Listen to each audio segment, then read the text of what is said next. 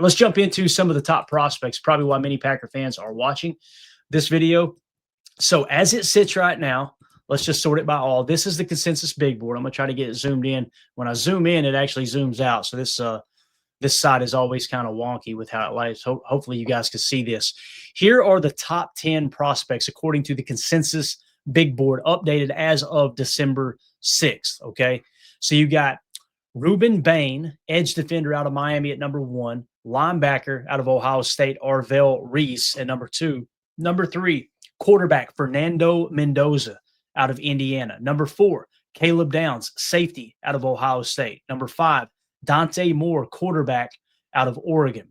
Number 6, quarterback out of Alabama, Ty Simpson, a name you didn't hear a whole lot about, right? And again, whether these guys enter the draft or are eligible, that'll get sorted as we get closer to the draft. This is just as of December 6th, okay? And we'll continue to fine-tune this as we get closer to the draft. Number 7, Jordan Tyson, right? Wide receiver out of Arizona State. Then you've got number 8 out of Auburn, edge defender, Keldrick Falk. Number 9, Spencer Fano, offensive tackle out of Utah. And then number 10, you got Cornell Tate, wide receiver out of Ohio State. That is your current top 10. Okay. So now, from a Packer fan standpoint, if we were to look at some of these positions, what would you guys let me know in the chat as quick as possible? What do you think is the top need for the Green Bay Packers going into, based off what we've seen so far? And there's a lot of football left to be played. What's the top position of need that you guys think? Because to me, I think it still lies in the trenches. I still think you need to try to find that 3 tech of the future. It doesn't mean you draft a 3 tech and you take the best player available. But I think that's where the search starts. For me, it's defensive tackle, specifically 3 tech, and also offensive line. Offensive line's been our weak point, right? That's exactly what Snake even says, or I hope I'm saying it right. Snake Venom, got it. All right. O-line is what they're saying, right? Professor Cakes, O-line or D-line, completely agree, right? Cody McDougal in the chat says, can we find an extra tight end like Kraft in the draft, please? Boy, I'd love to have a half a dozen of Krafts and line them up at different positions, right? That's so well said there, though, Cody, because Kraft is just, oh, man, an absolute dog. Kyle Andretti says D-line, probably O-line. So I think it's pretty consensus across the board. We're thinking O-line and D-line. Let's start with tackle. The Packers love drafting tackles, right?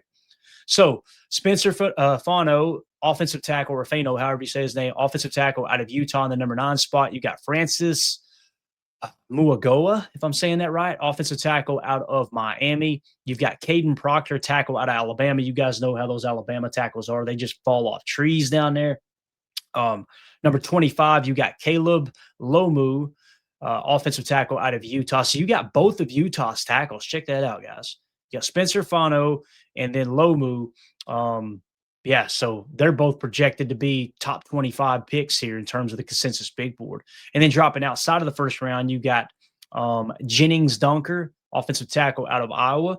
Then you got Isaiah World, tackle out of Oregon in the number 40 spot, along with Colt Dietrich, tackle out of Sam Houston State in the 41 spot. So in the top 40 prospects, you like to think you'd have your swing, your pick of at least a couple of those if you want to go offensive tackle. That's how they sit right now. So you essentially have, what do we got here? 1, 2, 3, 4, 5, 6, 7 tackles that are currently sitting in the top 50 prospects in terms of the consensus big board. Let's go to interior offensive line in case you're willing to pull the trigger there, right? You've got Lone, however you say his name, interior offensive lineman at Penn State at the number 22 spot. You got Emmanuel Pregnon out of Oregon, or Pregnon, however you say it, 45 in the 45 spot, and then it drops out of the top 50. You guys know interior offensive linemen, they're few and far between that go inside the top 50. Typically, it's the tackles that are more versatile, that type of thing. So that's how that sits. So essentially what you've got is 8 prospects. You got 8 prospects in the top 50. We're going to start to dive into these guys as soon as the college football playoffs wrap up and we start our draft coverage. We will start to build our board and kind of talk about how good these players look. And we're going to cross-check this over to PFF in just a second as well to kind of give you guys an idea there. Now, let's switch over to defensive line since that's another position that we've kind of talked about here, okay? Defensive line, and again, this is interior defensive lineman for the most part. Peter Woods, defensive lineman out of Clemson in the number 13 spot. You've got Caden McDonald out of Ohio State in the number 29 spot. You got Amori Washington out of Oregon in the 36 spot. Caleb Banks out of the University of Florida in the 37 spot. Kristen Miller out of Georgia in the 46th spot. And then it drops out of the top 50 there. So what you've got is 5 defensive tackles, right? And some of these guys, maybe like a Darius Alexander that can play edge. Again, as we get closer to the draft, we'll break down a little more in detail of how these guys lay out. But you've got essentially 1, 2, 3, 4, 5 prospects at defensive line in the top 50 right now. It's pretty cool too. You got an ACC representative. Isn't it wild? Clemson is so bad this year, but they got arguably the 13th best prospect at one of the most important positions at defensive line. It's just crazy to think about. Florida, the same thing. They've had a down year. 37th best prospect at D line there. So that's kind of how that lays out. Let's go to edge, because sometimes you'll get a bigger body edge that might kick inside and vice versa. The number 1 prospect in the country is Ruben Bain at edge for Miami. All right. Number 8, you've got Keldrick Falk, edge defender out of Auburn. He's in the number 8 spot. David Bailey, you guys remember we had him on our draft board last year. For whatever reason, he was kind of sneaking through the process. I'm like, this dude's a slam. This guy's a stud. Holy cow, David Bailey's a stud. And then all of a sudden, he went back to college, right? There was something that happened there. It was kind of wonky. For some reason, they were thinking he was going to play pro or go pro, and then he stayed in college. I'd like to kind of revisit that and see exactly what happened.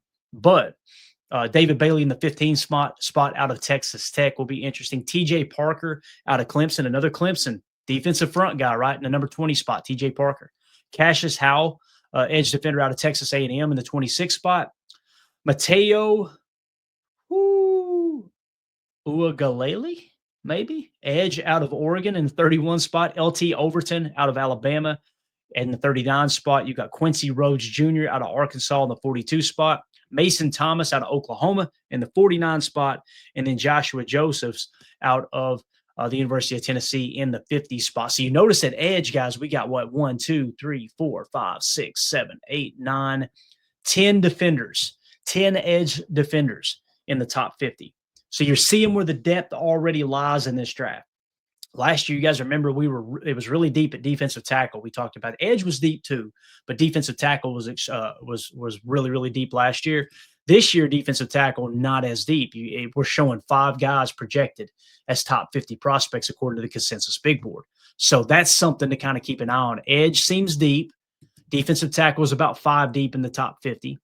And then offensive tackle, like we said, was what? 1, 2, 3, 4, 5, 6, 7. 7 deep in the top 50, if that makes sense. So let's see here. Professor Cakes, is a corner a sneaky priority need too?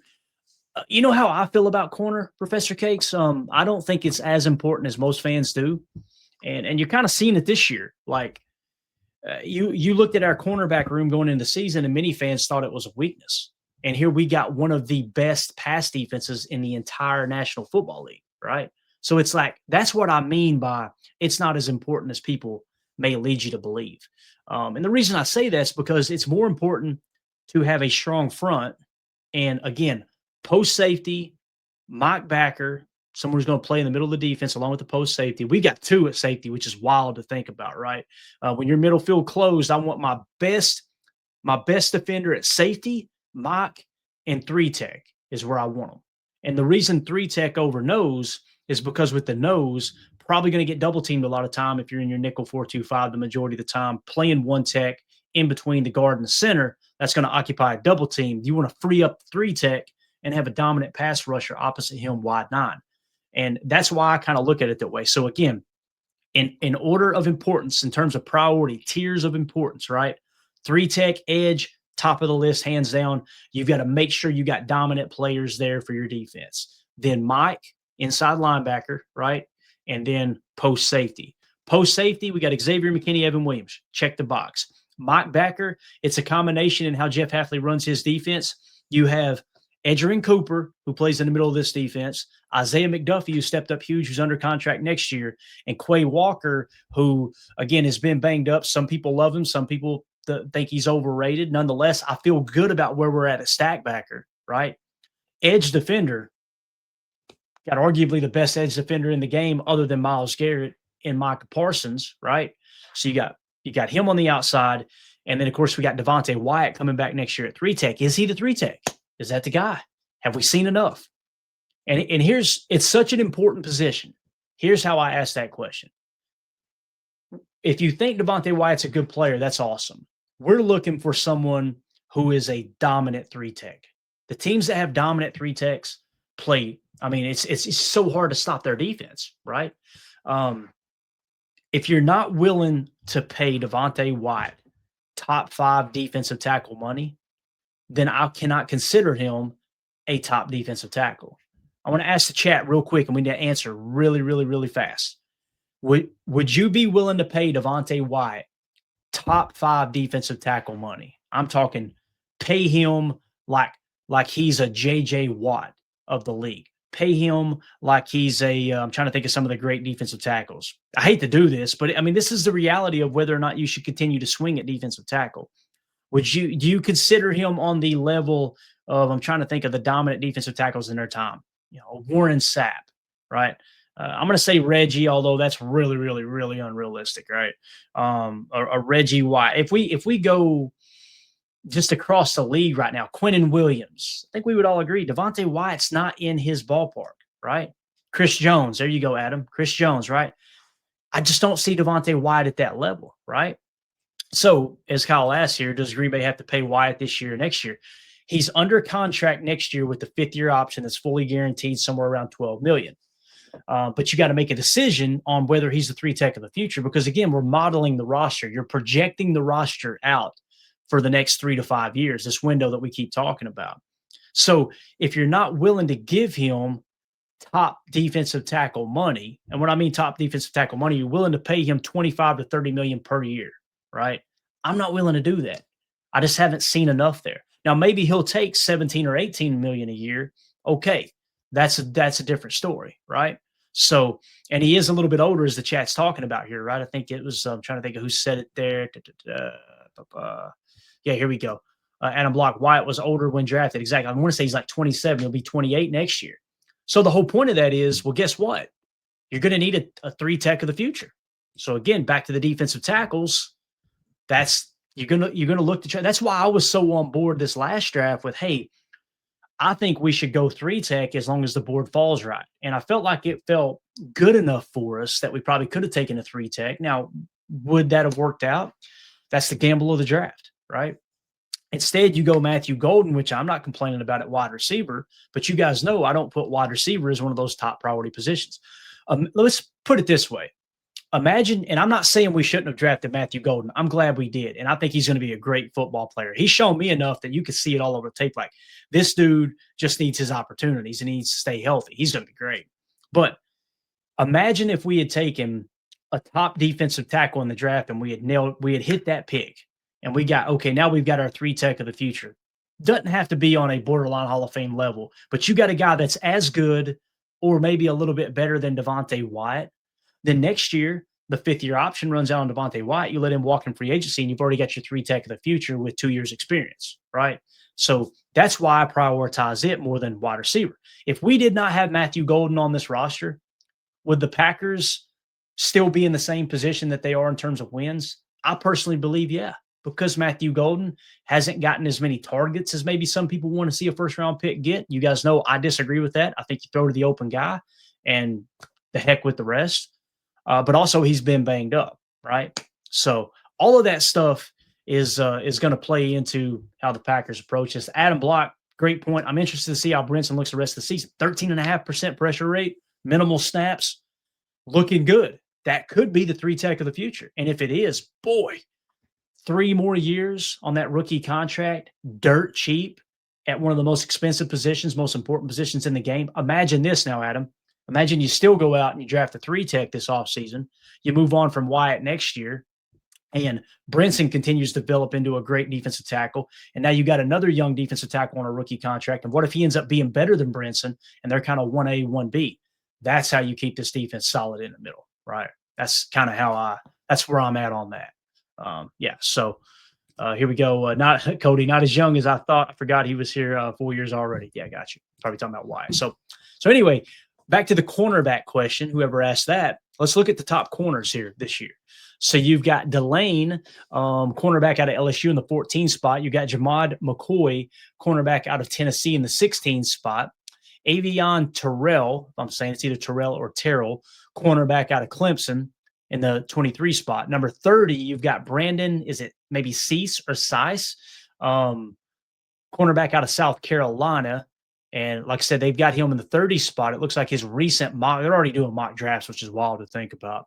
They had him going number 23 to the New York Jets. Then you got Colton Hood out of Tennessee, whether he'll go to the draft or not. I want to say he's got eligibility left. And that's the other thing. NIL is going to play a role in whether these players go to the draft or not, right? Because they're actually making really good money now. But Colton Hood out of Tennessee, number 33. It's wild to think that Tennessee has 2 top 50 cornerbacks and their defense has been so bad this year. That's just crazy to think about. But again, this is about projection, not how they played in college, right? Number 47, you got Keith Abney, the second out of Arizona State in the 47 spot. So you've got a corner, 1, 2, 3, 4, 5, 6 cornerbacks that are falling in the top 50 as it sits right now. So that's how the cornerback position looks, right? And again, you guys know I see corner. I don't even have it as a tier 2 position. Tier 1 on defense, edge, 3 tech. Tier 2, mock, post safety. That's how I see that. Now, if you look up and you're picking this year in the draft, 32nd, that'd be awesome. Well, actually, we're not going to be picking 32nd, but we've obviously given up that draft pick. But if you look up and you've got, let's say you're picking in the second round, and just throw out a number, any team. It doesn't have to be the Packers. Let's say, hell, let's just say it's a first round pick. Let's say you're picking in the number 27 spot, right? And all the defensive tackles are gone, and you've got Jermod McCoy sitting there. You're picking 27. Your board says he was the 16th best prospect and the best available on the board. I'm not saying you shouldn't take a corner there. That's not how that works. I'm just simply saying one of the biggest tiebreakers for me in terms of drafting a specific position is when you're on the clock, is there a tier 1 position of importance that's available? Think Lucas Van Ness. Why did Goody go that route when he did at 13? He was the best player available on the board, or probably in that best cluster at least, and then tier 1 position of importance at edge defense. So that's kind of how I see that too. Adam Block says center guard is my top need at the moment. That could change. And here's the thing: center, tier 2 position of importance, right? Now tackle is tier 1. Rasheed Walker probably going to walk in free agency, no pun intended. And you've got Zach Tom. You're good at Zach Tom. You're good at right tackle with Zach Tom, okay? And we know we can have this conversation because Zach Tom kicked the center. It's possible. Is Jordan Morgan going to be our left tackle of the future? I kind of feel like that's their plan. Although if you pop up on the clock and let's say you're in the second round or you climb up in the first or whatever. Let's say you're in the second round and somehow Proctor falls all the way to the second round and you actually have him as the 18th best prospect. Pull the trigger on that tackle. And if he starts at left tackle from day one, great. But you let them have a camp battle between Jordan Morgan and him for left tackle. And who knows, maybe Jordan Morgan, with his experience and obviously played left tackle his entire career other than in the NFL, if he wins that job outright, maybe Proctor makes a better guard, right? That could be the case. But I'm with you. Center should be the top need, to be honest with you. As I'm sitting here right now, it's tier 2 of importance. You got to go out and find your center. And that's the big question. They don't differentiate here who's a center and who isn't. You guys may have that information right offhand. But with that said, let's say that Lone or however you say his name, Loane or Lone from Penn State, let's say he's a center and he's the best center and he's available. When you're on the clock in the second round, sometime he falls to the second round and you got him as the 22nd best prospect, that would line up beautifully with what the Packers want to do, right? That could be the case there for sure. So Adam Block says, yep, always a big chance of tackle to go to guard in this league, especially with this team. And this team loves doing that, right, Adam? That's one of their kind of staples. So again, that's kind of how the big board sets. So what I'm going to do is I'm going to drop that down. And we already went way longer than I thought we would, but we're going to keep going here for just a second. I want to show you guys the PFF big board. And again, this is all subject to change, okay?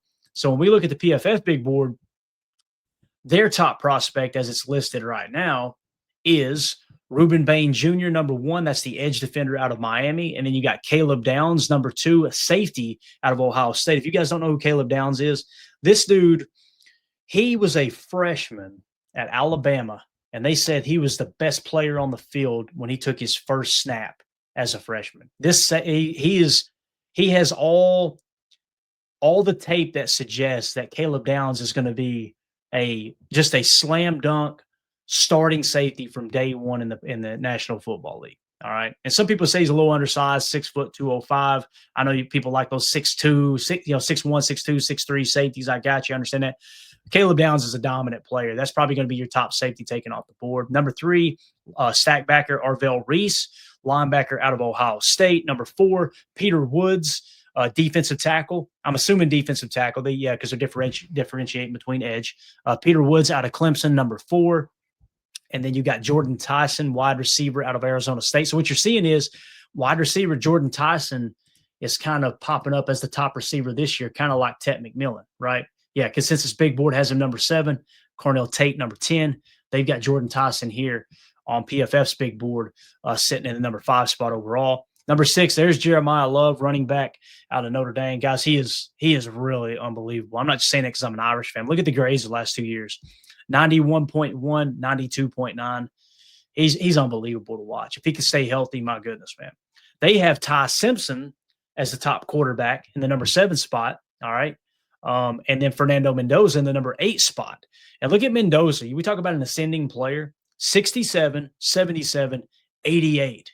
Right now, Fernando Mendoza is my top quarterback. But again, a lot of time between now and the draft for sure. Here we got Mekhi Lemon, a wide receiver out of USC. They've got him listed in the number 9 spot.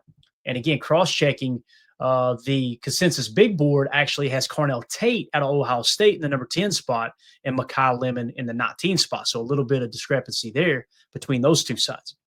There's Jamad McCoy, cornerback out of Tennessee in the 10 spot. So there's your top 10. Now, back to the needs that we just discussed. Let's see if we can get this thing sorted. Hopefully, they've got it tightened up where we can. All right, so we can actually look at centers here.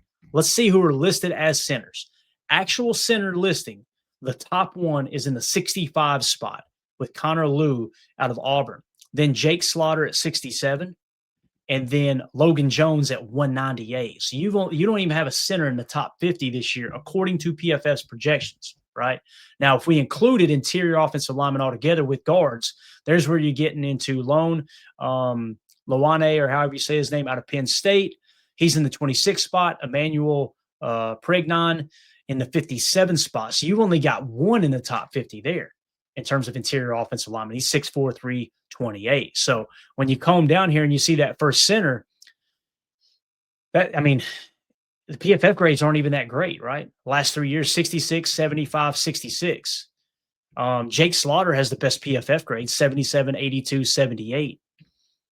As you climb down, is there any of them that kind of catch your attention? Here's an ascending player, DJ Campbell out of Texas, 63, 68, 72. So he seems to be getting better every year according to PFF. Same thing here with Kobe Baines with a 63, 68, 72 out of Kansas.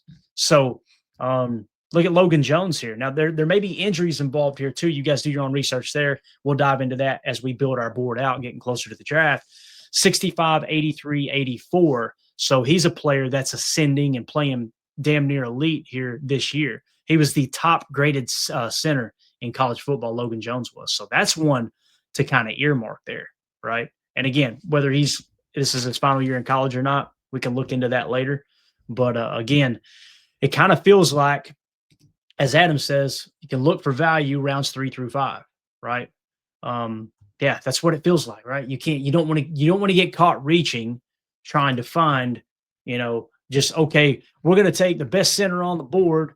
And that center is going to be Connor Lew. Even though we got him 65th on our board, we're going to take him at whatever pick in the second round that's, not really worthy of that pick. Although I got to admit, the Packers were to go on a Super Bowl run here. Let's say they're picking 64th, right? Obviously, last pick of the draft, you gave up your first round pick. So if you got your second round pick there, that would fall perfectly in line with Connor Lew in terms of value if their board matched up to PFF's board, obviously. So again, that's just a quick look into what we got going on with the draft right now. It's very, very early in the process. The point I wanted to make is you got some of these games coming up, right? Actually, let me pop this back up one more time. We got some games coming up today. And if we were to put our needs out there, right? So let's take the guards off. Let's put center and let's put interior defenders, which would be a defensive tackle, which we feel like are our top needs. Which of these players can we watch throughout the playoffs. That's the whole point of this, right? And you know what? Let's include quarterback because we know quarterbacks are going to get talked about a lot this offseason as well. So you got Ty Simpson, who will most likely, he's going to be playing the SEC championship this afternoon at 4 o'clock Eastern. So you'll get a good look at Ty Simpson and what he does on the grand stage of the SEC championship as they get ready to play in the playoffs as well. The Big Ten championship tonight. Fernando Mendoza going up against Ohio State. Guys, this is an opportunity for Fernando Mendoza with Indiana to say, hey, I am the top dog. I'm the top quarterback in this draft. If he goes out there and somehow, some way upsets Ohio State in the Big Ten championship, and then they go on a run in the playoffs here with Cignetti, look out. Fernando Mendoza's got a chance to slam dunk, be the number one quarterback in the draft, franchise quarterback. He checks all the boxes right now. If you guys have not heard an interview for Fernando Mendoza, and I'm not trying to put down Ty Simpson. I'm sure Ty Simpson's a great quarterback too. But Fernando Mendoza, think of all the boxes you want to check with a franchise quarterback. Listen to his interviews. He's mature. He's a team first guy. He's got this very, very, what's the word I'm looking for? It's a very, he just draws people to him. He's got he's magnetic. He's just, I don't know. You can just tell that players would want to play for him. It doesn't come across as fake like some of the other guys. And I won't mention any names or put anybody down, but you could tell when people are faking, right? The players are faking, like they want to be that guy that draws people to them, right? Fernando Mendoza's got that it thing, that it factor, in my opinion. Now, if he goes out there and craps the bed on a national stage today and you go, okay, he didn't play well in a big game, that changes some things. But in terms of just how he interviews and his attitude and everything, I think I like Drake May. Drake May, his teammates love him, right? Jaden Daniels, his teammates love him. CJ Stroud, his teammates love him. Jordan Love, his teammates absolutely adore him, right? That's important. And then you get some of these other guys that we won't mention the names, but you know what I'm talking about. It just kind of feels like Jackson Dart's one, right? He draws people to him. Fernando Mendoza's got that. And I don't know enough about Ty Simpson to know if he's actually got that it factor. So that checks the box. All right. What about the size to be a starting quarterback in the National Football League? Fernando Mendoza's 6'5", 225. All right. Ty Simpson, 6'2", 208. Still decent size there, 6'2". It's not like you're 6 foot saying he's undersized, right? 6'5", 225.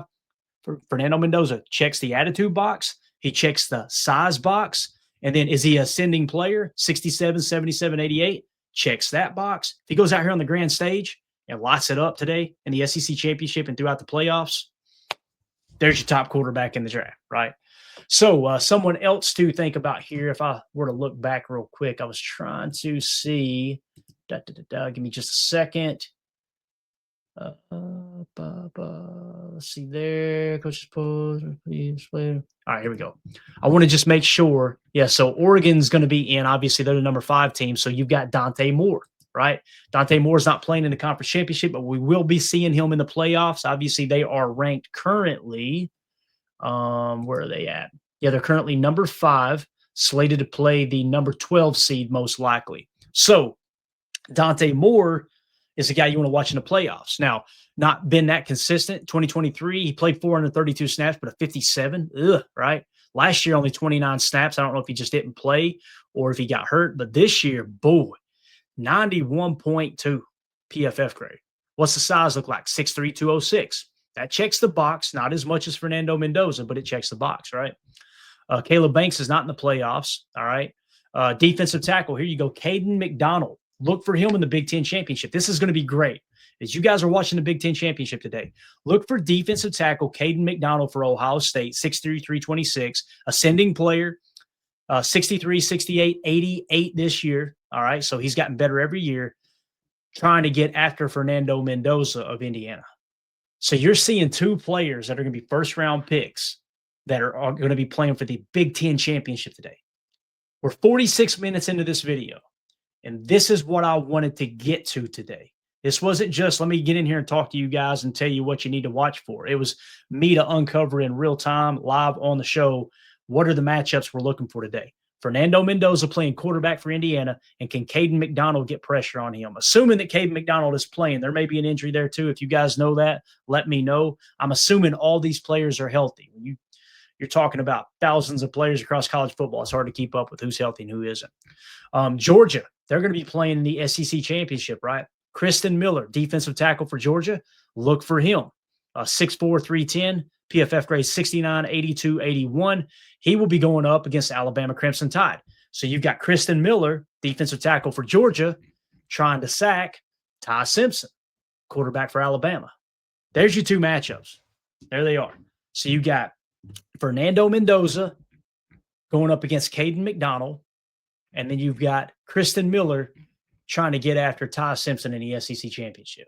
This is going to be an absolute blast today watching these football games, man. I cannot wait for everything to kick off. Another playoff team to watch for with a player at defensive tackle, Amari Washington, 6'3", 330 out of Oregon. All right. Ascending player, 57, 65, 77. He's gotten better every year. Look for him out of Oregon performing in the playoffs, so we get a little bit deeper in the playoffs. Garrett Nussmeier, they were cheeks this year. They're not in the playoffs. Lenore Sellers, same thing. Dante Corleone out of Cincy, no. Auburn, Connor Liu, no. Jake Slaughter, no. See if there's anybody else in here that's going to be in the playoffs. Or is Oklahoma? Oklahoma's in the playoffs. So another quarterback to watch for here is John Mateer. He's a junior, so he could apply for the draft if he wanted to. 75, 83, 63. He dropped this year, had a bad year. He's only 6'1", 224, but again, watch for him in the playoffs. He got a chance to improve his stock. I don't think Arizona State's nowhere near. Yeah, they're nowhere near the playoffs, so we're good there. Anybody else? Texas Tech. We got our first Texas Tech player here. The number 4 Texas Tech Red Raiders. We've got a defensive tackle. He's the 124th ranked prospect, 6'1", 290 pounds. Another ascending player, 73, 83, 88, only 165 snaps. So maybe he is not healthy. You guys do your own research there. That's Skylar Gill Howard out of Texas Tech. He may not be playing he may be out for the year, right? With those minimal snaps. And again, we may lose our place, but let's see what happens when I click on this. Recent snaps. So yeah, he hasn't played since week 8. So he's obviously out. So scratch that one off the list. Nothing to watch there. Here's Bear Alexander. How do you not draft a defensive tackle named Bear, right? He's out of Oregon. Bear Alexander, 6'3", 302. He's a player that's 64 and then got hurt in 2024, it looks like. And then this year, he's up to a 72.3. And is he healthy right now? He seems to be healthy right now. So he missed some time or no. He's played every week. It just looks like maybe they've limited his snaps. He's more of a B-gap guy, so that would be your traditional 3-tech that you're looking for, right? So just keep an eye on him as well. So if we hop back up, there's a Texas A&M guy too. I'm sorry. Albert Regas out of Texas A&M. He is the 134th ranked prospect, 6'1", 317. His PFF grade, 64, 74, 73. So that's another player to look for. Where did he line up at predominantly? B-gap. So there's another 3-tech guy. Good deal. So it's important to kind of understand where they align. If we go back up and look at the top defensive tackle that we were talking about out of Ohio State here, I believe was the top one, Caden McDonald. Caden McDonald, however, has played 198 B-gap, but 128 A-gap. So he's probably more of a nose tackle than he is a 3-tech, because typically they'll just kick those guys to 3-tech the large majority of the time. So that's how that lays out there. One last question before we wrap this thing up. Not So Cool says, we don't have a first round, though. You might go at center at the second round. That's what it kind of lines up at, right? Cool. It's that's kind of what it looks like when we were laying out the centers. Your top center in this draft, we still got it checked. We noticed was Connor Liu out of Auburn. He's ranked 65th. That might be it might make sense to go center in the second round, right? Which is typically what the Packers have done, if I remember correctly. So yeah, when you kind of look at that, he's played center his entire career. It's not been great this year, 66.1. It's not like you going, wow, this guy's elite. He hasn't played since week 8 either. So there's obviously an injury there. That might be why he is so low on that list. So something else to do some more research there with. All right. So there you go, guys. There's a quick look at the playoffs and obviously the playoff bracket and kind of how that lays out. Again, as it sits right now, the rankings before conference championship week here, number 1, Ohio State, number 2, Indiana, number 3, Georgia, number 4, Texas Tech. They should all get a first-round bye. And then in the 5 spot is Oregon. They'll host a playoff game. The 6 spot is Ole Miss. They'll host a playoff game. Number 7 currently is Texas A&M, and the projections showing they're going to host Notre Dame. And it looks like number 8 is Oklahoma hosting Alabama as it sits right now. And yeah, that's kind of how the playoffs lay out at the moment. So we'll get you guys all the updates as we move forward. We're about to step into a whole different part of the season. Again, we've been talking Packers-Bears all week. I want to change things up. I know there's a lot of college football on slate today, so I want to give you guys an idea of what to look for. Again, the big thing that sticks out to me, guys, today is Ty Simpson, quarterback for Alabama, is going to be going up against Kristen Miller, defensive tackle for Georgia. They both seem to be healthy, so they will be playing in that game, obviously. And then in the Big Ten championship tonight, look for Fernando Mendoza, your top quarterback prospect, according to the consensus big board right now, going up against Caden McDonald, big defensive tackle for Ohio State. And he's showing he is healthy now, too. Boy, his grades look great. Holy cow. Run stop rate, 13%. It's pegged out. His run defense grade is a 92.2. He's probably more of an A gap than a B gap guy. But again, he does have the versatility to kick around. His pass rush grade, he's definitely a run stop defender first, is how that looks. So that might not even be like not that he would be available for the Packers in the second round, but that doesn't even look like what we're looking for in a 3-tech, to be honest with you. So that's it, guys. We're out of here. Thank y'all so much for tuning in. We may do another show later. I got a bunch of plans today. We're going to watch some football, some college football as well, but you may get a random stream if any kind of news breaks. So make sure you guys hit subscribe, click the bell icon so you're notified when we do go live at those random times. Greatly appreciate everybody jumping in here on short notice. It's fun talking a little college ball with y'all and talking a little NFL draft. I know it's going to piss some people off. They're going to say, Clayton, it's way too early to be talking about this. I got you. This is more of a primer for the college football that's on tap today. I don't like to just look at spreadsheets. I don't like to just look at grades. I don't like to just look at numbers. I like to get an idea of who are the top prospects. I want to see them on the biggest stage, and we're stepping into that season. Conference championships today, playoffs for the next few weeks. That's where you're going to really see those guys improve their draft stock. I just want to be able to know I'm looking for number 93 today. I'm looking for number 7 today as we're watching football. So you guys hit that like button for me. Appreciate you. We'll see you guys later on tonight or tomorrow. Definitely doing the PTA pregame show tomorrow, so make sure you guys are ready for that. And, of course, the postgame show as well. My name's Clayton. This is PTA. Go, Pack, go. Here we go. Bye, guys.